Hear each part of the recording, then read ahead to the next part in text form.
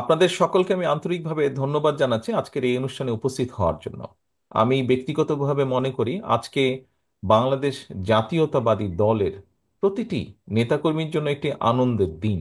আমরা আমাদের দলের রাজনৈতিক কর্মী হিসাবে আজকে আমাদের জন্য একটি আনন্দের দিন। কেন? আমরা আমাদের যে মেম্বারশিপ, যেই দলের সাথে আমরা আছি, যেই দলের জন্য আমাদের বহু নেতাকর্মী এখানে নেতৃবৃন্দ বক্তব্য দিয়েছেন, বহু নেতাকর্মী আপনারা যারা সামনে বসে আছেন উপস্থিত, আপনারা সহ আমাদের গ্রামে গঞ্জে ছড়িয়ে থাকা 55,126 বর্গ মাইলের মধ্যে হাজারো লক্ষ নেতাকর্মী বহু অবর্ণনীয় নির্যাতনের ভিতর দিয়ে গিয়েছেন, কিন্তু তাও আজকে তারা দলের সাথে আছেন। প্রিয় সহকর্মীবৃন্দ, আমার কাছে আমি মনে করি জিনিসটাকে এভাবে দেখি, একটি ঝড় গিয়েছে, সমগ্র দেশের উপর দিয়ে একটি ঝড় প্রবাহিত হয়েছে, দেশটাকে লন্ডভন্ড করে দিয়েছে।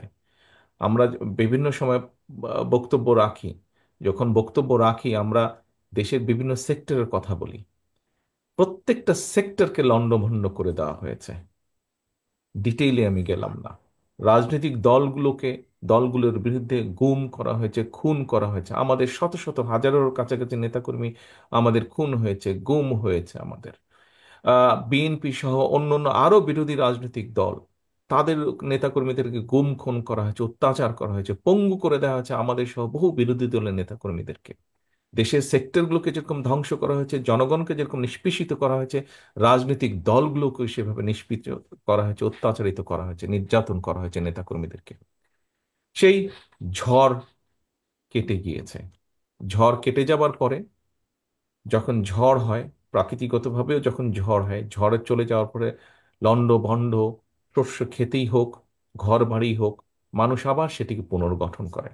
প্রিয় সহকর্মীবৃন্দ, আমরা এই ঝড়ে আমাদের বহু সহকর্মীকে হারিয়েছি রাজনৈতিকভাবে, অনেকজনকে হারিয়েছি প্রাকৃতিকগত কারণভাবে, অনেকজন বিভিন্ন কারণে হয়তো সরে গিয়েছে রাজনীতি থেকে।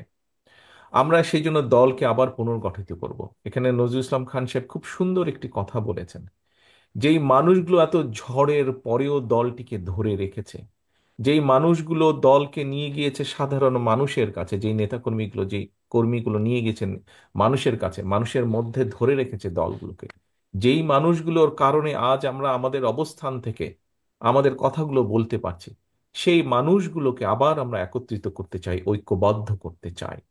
এবং সেই জন্যই আজকে আমাদের এই নবায়ন, মেম্বারশিপ নবায়ন করার, সদস্যপদ নবায়নের আজকের এই আনুষ্ঠানিকতা।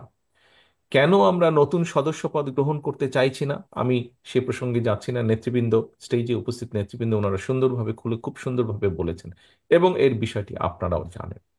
আমাদের এই প্রোগ্রামটি আহ, যেমন বিএনপির প্রতিটি নেতাকর্মীর জন্য একটি অত্যন্ত আনন্দের দিন। আমি যখন সই করছিলাম, মঞ্চে উপস্থিত নেতৃবৃন্দ যখন সই করছিলাম, খেয়াল করে দেখবেন আপনারা, ভিডিও করাই আছে, একটু রিওয়াইন্ড করলে দেখবেন প্রত্যেকটি মানুষ কিন্তু হাস্য উজ্জ্বল ছিলেন। অর্থাৎ যেই প্রতিষ্ঠানটির সাথে আমরা এত কিছুর পরেও আছি, সেই প্রতিষ্ঠানটিতে যখন আমরা আবার নবায়ন করছি, এটি একটি আনন্দের বিষয়। এবং এই আনন্দ আমরা সমগ্র বাংলাদেশে বিএনপির লক্ষ কোটি নেতাকর্মীর মধ্যে ছড়িয়ে দিতে চাই। আমি দৃঢ়ভাবে, এই যে ঝড়ের কথা বললাম সহকর্মীবৃন্দ, ঝড়ের পরে আমরা দলকে পুনর্গঠন করছি। আমরা দৃঢ়ভাবে বিশ্বাস করতে চাই, আমরা দৃঢ়ভাবে বিশ্বাস করতে চাই আমরা ইনশাল্লাহ জনগণের সমর্থন আমরা পাব। জনগণের সমর্থন পাবার পরে আমাদের দেশকেও পুনর্গঠন করতে হবে। দলকে যদি আমরা সঠিকভাবে পুনর্গঠন করতে না পারি, আমরা দেশকে পুনর্গঠন করতে পারবো না। দেশকে পুনর্গঠন করার জন্য, রাষ্ট্রকে মেরামত করার জন্য আমরা কিন্তু 31 দফা দেশের সামনে, দেশের মানুষের সামনে উপস্থাপন করেছি আমরা। সেটিকে যদি বাস্তবায়ন করতে হয়, অবশ্যই আমাদের দলকে ঐক্যবদ্ধ, দলকে পুনর্গঠিত করতে হবে। যারা মেধাবী মানুষ, সেই মানুষগুলোকে আমাদের সামনে নিয়ে আসতে হবে। যারা পরিশ্রমী, যাদের মধ্যে সততা আদর্শ আছে, এরকম মানুষগুলোকে আমাদের আরো ঐক্যবদ্ধ করতে হবে, আরো তাদেরকে কাছে নিয়ে আসতে হবে, দলের কাছে নিয়ে আসতে হবে, দলের সাথে আরো সম্পৃক্ত করতে হবে। নজরুল ইসলাম খান সাহেব একটি কথা বলেছেন যে সমর্থক থেকে কর্মী, শুভাকাঙ্ক্ষী থেকে সমর্থক, সমর্থক থেকে কর্মী, কর্মী থেকে নেতা বানাতে হবে। আমাদের ভালো মানুষ দরকার, এফেক্টিভ মানুষ দরকার, প্রোডাক্টিভ মানুষ আমাদের আগামী দিনে দরকার। কারণ এই রাষ্ট্রটিকে পালিয়ে যাওয়া স্বৈরাচার অনেক পিছনে নিয়ে গেছে, ধ্বংস করে দিয়েছে বিভিন্ন জায়গাগুলো। কাজেই আমাদেরকে যদি পুনর্গঠিত করতে হয়, আমাদের সেই রকম মানুষ দরকার, সেই রকম মানুষগুলোকে আমাদের বের করে নিয়ে আসতে হবে।